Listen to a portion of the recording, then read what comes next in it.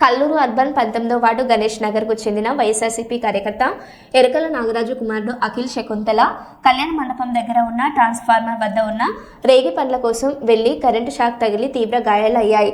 ఈ విషయం తెలుసుకున్న వైఎస్ఆర్సీపీ నంద్యాల జిల్లా అధ్యక్షులు కాటసాని రాంభూపాల్రెడ్డి గారు నివాసానికి వెళ్లి పరామర్శించడం జరిగింది. అనంతరం గడివేముల మండలం మంచాలకట్ట గ్రామ వైఎస్ఆర్సీపీ నాయకులు అనిల్ కుమార్ రెడ్డి నాయనమ్మ బ్రెయిన్ స్ట్రోక్ వచ్చి కర్నూలు నగరంలోని విజయ హాస్పిటల్ నందు చికిత్స పొందుతున్న అచ్చమ్మని పరామర్శించి ఆమె ప్రస్తుత పరిస్థితిని డాక్టర్లను అడిగి తెలుసుకున్న వైఎస్ఆర్సీపీ నంద్యాల జిల్లా అధ్యక్షులు పాణ్యం మాజీ ఎమ్మెల్యే కాటసాని రాంభూపాల్రెడ్డి.